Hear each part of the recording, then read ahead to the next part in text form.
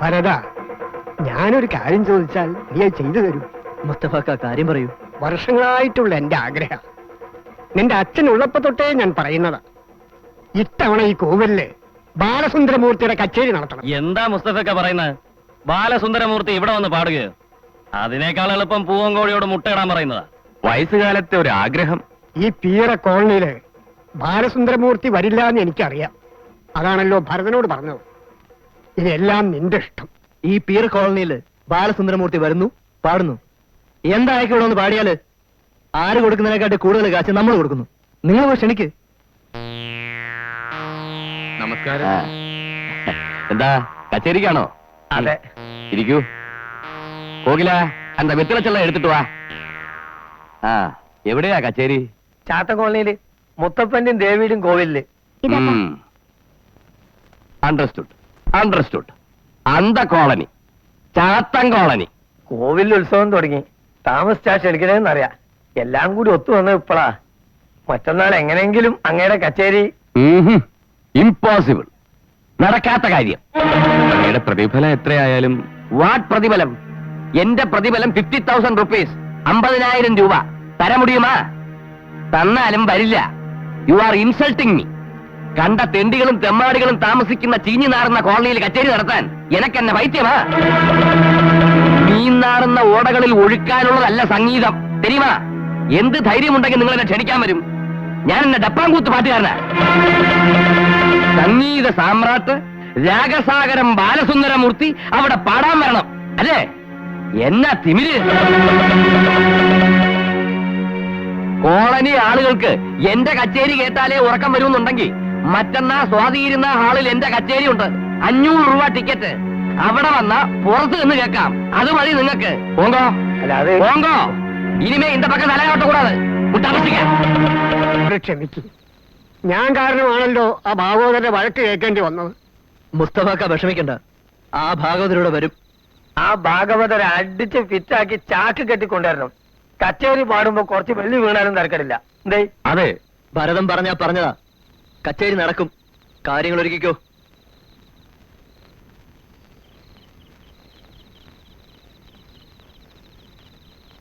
എന്നാലും ഒരു time fix ചെയ്താ ടൈം ആയിരിക്കണം. ഞാൻ 10:30 മണി സമയം വെച്ചാ എന്റെ കാര്യങ്ങൾ റിപ്പയർ ചെയ്ത്. ഇപ്പൊ അതെല്ലാം ഫാൾട്ടായിരിക്കണം. സ്വാമി, അത് CM നേരത്തെ പറഞ്ഞിരുന്നത് 10:30 വരാമെന്നായിരുന്നു. ഇപ്പൊ വിളിച്ചു പറഞ്ഞു 7:30 തന്നെ എത്താമെന്ന്. അതുകൊണ്ടാ. CM ആവുമ്പോ എന്നേക്കാൾ ബിസി ആയിരിക്കും. എങ്കിലും നല്ല കൂത്ത് തന്നെ. ഏതായാലും പോവുക, അല്ലാതെ എന്താ ചെയ്യാ?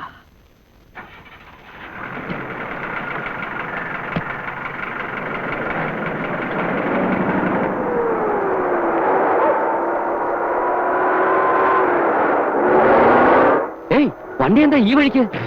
മിണ്ടരുത്, കേറ്റിക്കളയും. കടങ്ങളെ, അത് നിന്റെ തന്ത. മിണ്ടിപ്പോവരുത്. എന്താ മിസ്റ്റർ ഇത്? എങ്ങോട്ടാ നിങ്ങൾ? കോളനിയിലേക്ക്, ചാത്തൻ കോളനി. ഇന്ന് അവിടെയാ തന്റെ കച്ചേരി. ഇല്ല, ഞാൻ വരില്ല. ഞാൻ പാടില്ല. മുടിയാനല്ലെങ്കിൽ നിന്റെ തന്ത പാടും.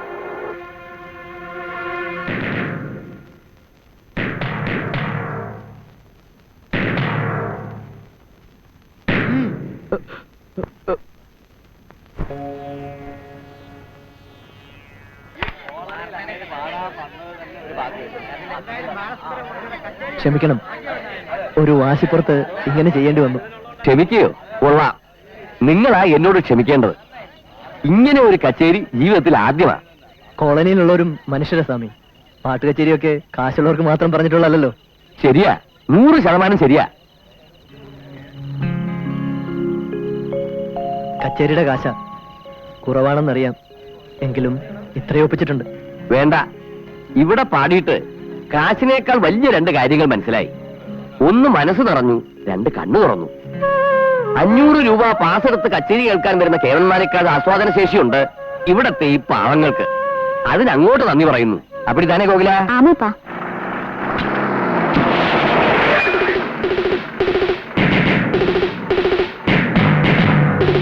ആലോചന ആരാ കിഡ്നാപ്പ് ചെയ്തത്?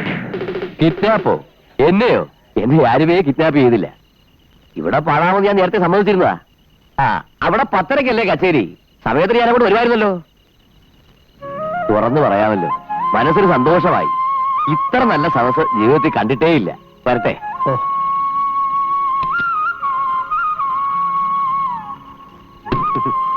മിടുക്കൻ.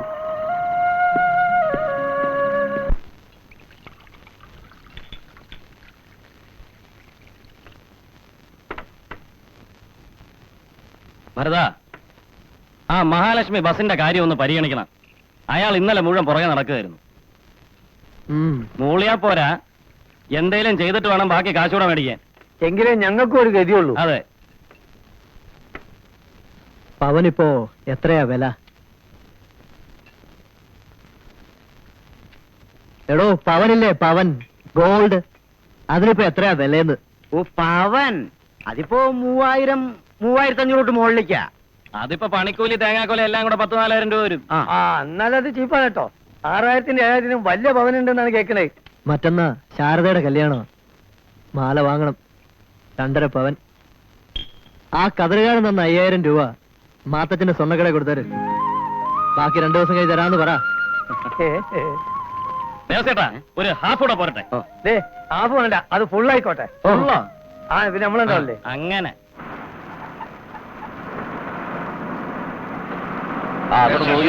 പന്ത് കളിക്കാനുള്ള സ്ഥലമുണ്ടല്ലോ, ഒന്ന് ഒതുങ്ങിക്കണം. ഇവിടെ ഭയങ്കര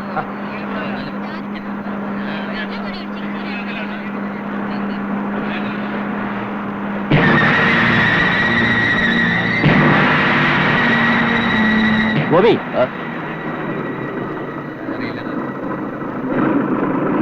ഉണ്ടയാ വിട്ടുപോ. അത് വേണോ? വേണം. ഇവിടെ അങ്ങനെ ഒരു സ്റ്റോപ്പില്ല, കൊണ്ടേ തന്നെ നിർത്തുന്നില്ല. ആരാടാ ചോദിക്കാൻ?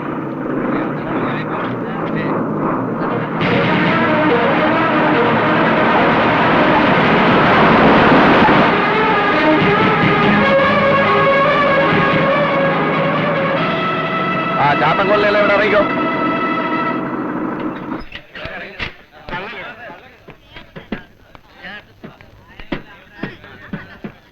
ഗുണ്ടയാണേലും ജീവനിൽ കൊതിയുണ്ടേ.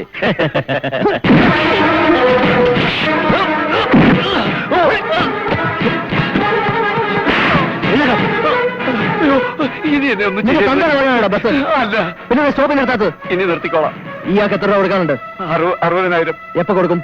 2 ദിവസം ഞാൻ കൊടുക്കാം. കൊടുക്കുമല്ലോ? കൊടുക്കാം. തീർച്ചയാണല്ലോ.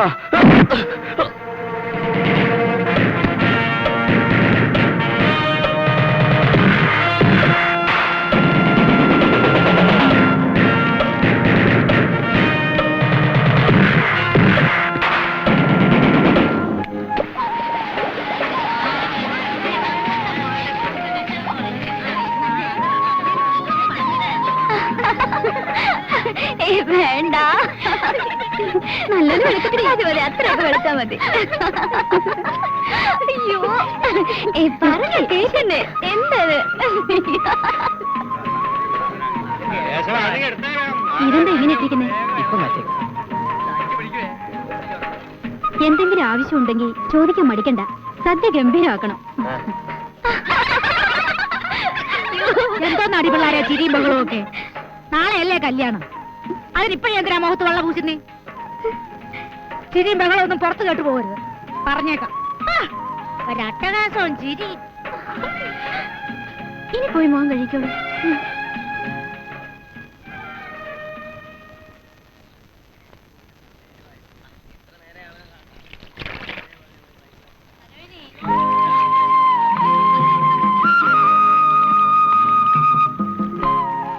ശാരദ,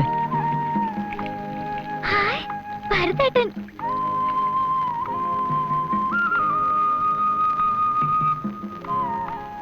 അവിടെ വന്ന് പറയണമെന്ന് കരുതിയതാ. സാരമില്ല, ഞാൻ അറിഞ്ഞല്ലോ. നാളെ കല്യാണത്തിന് ഭരതേട്ടൻ വരണോ? നീ പറ. വരണം, ഭരതേട്ടൻ ഉണ്ടാവണം. എങ്കിൽ ഭരതേട്ടൻ വരും. ആര് വെറുത്താലും മോൾ എന്നെ വെറുക്കരുത്.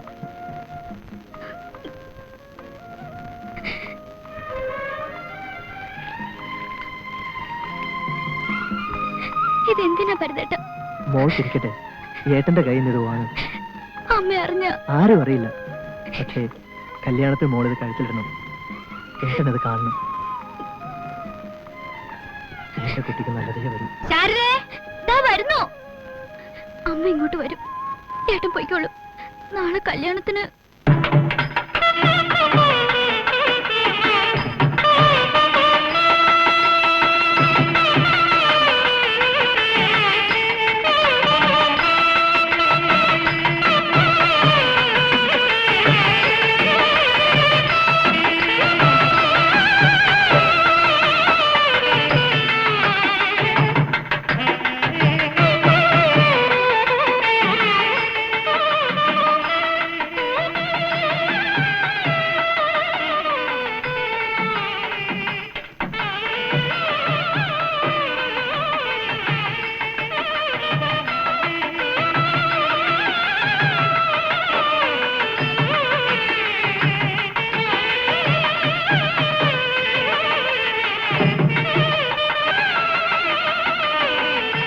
എടാ മാനവും മര്യാദയായിട്ട് ജീവിക്കുന്നവരെ മാത്രമേ ഞാൻ വിളിച്ചിട്ടുള്ളൂ. തെമ്മാടി റൗഡിയായി ചന്ത നടക്കുന്നവര് ചന്ത നിന്നാ മതി. മാനം കെടുത്താൻ കച്ചകെട്ടി ഇറങ്ങിയിരിക്കുക അല്ലേ? വിജയം കണ്ടു. ഇനി ഇതിന്റെ പേരിൽ അനുഭവിക്കുന്നത് എന്റെ മോളാ. അവിടെ ജീവിതം തകർക്കണം. അല്ലട നിനക്ക് പോകാൻ.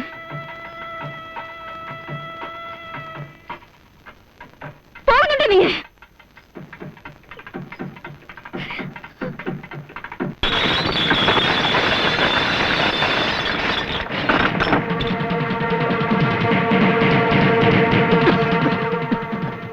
തെമ്മാടി റൗഡി, അതാ ഭരതൻ. ഈ ചന്ത അങ്ങാടിയും ചാലക്കടയൊക്കെ ഭരതന് പറഞ്ഞിട്ടുള്ളൂ. സ്വന്തം പെങ്ങളുടെ കല്യാണം പോലും കാണാൻ പറ്റാത്ത തെണ്ടി. ആശാനെ വാ, വീട്ടിലേക്ക് പോവാ. താ പോ. ആരും എന്നെ പഠിക്കാൻ വരണ്ട. പോകാൻ. നാട്ടുകാരും വീട്ടുകാരും കേടിയെന്ന് കാണുന്നെങ്കിൽ കേടി. ആരുമില്ലാത്ത ഒറ്റയാൻ.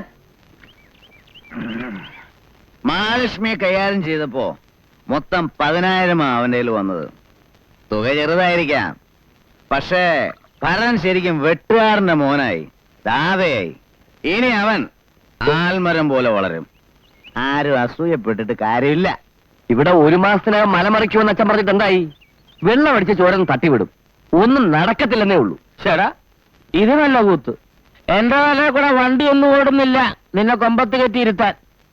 ദാത എന്ന 2 അക്ഷരം കടലാസിൽ എഴുതി ആരേലും വായിലോട്ട് വെച്ച് എന്നിട്ട് അത് വിഴുങ്ങിയാ ദാതയാവത്തില്ല. ദാതയാവണേ എന്റെ മോൻ ഇവിടെ എന്തെങ്കിലും കാണിക്കണം, അല്ലടാ? അങ്ങോട്ടും ഇങ്ങോട്ടും കൊത്തി കീറിയിട്ട് എന്ത് കാര്യം? വെട്ടുകാരന് കൊടുത്ത പോലെ അല്ലേലും അതിന്റെ അടുത്തൂടെ പോകുന്നൊരു പണി. ഏത്? തോളി കൈയിട്ട് മറ്റേ പണി. അതേ അവൻ്റെ അടുത്ത് നടക്കത്തുള്ളൂ. ഇതുവരെ ഇത് പറയാതിരുന്നത് വേണ്ടാന്ന് കരുതിയിട്ട് തന്നെയാ. ഇപ്പൊ ബസ്സുകാരെ തല്ലിന്നും എല്ലൊടിച്ചെന്നൊക്കെ ആൾക്കാർ പറഞ്ഞു കേട്ടപ്പോ പറയുന്ന തന്നെ ബുദ്ധിയെന്ന് തോന്നി. ഞാൻ എങ്ങനെയാണെന്ന് എന്റെ ഭാര്യ അറിഞ്ഞിരിക്കണം. കല്യാണത്തിനാരാ ഭരതനെ ക്ഷണിച്ചത്?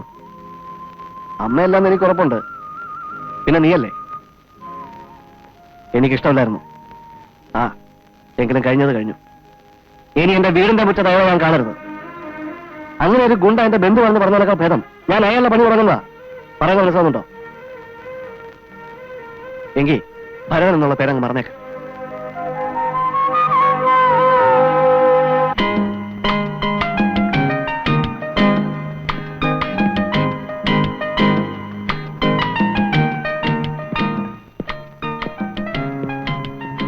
ഹലോ, ഇരിക്ക്. ഇത് മനസ്സിലായി. ഞാനൊരു കാപ്പി കഴിക്കാൻ വന്നതാ. വരട്ടെ.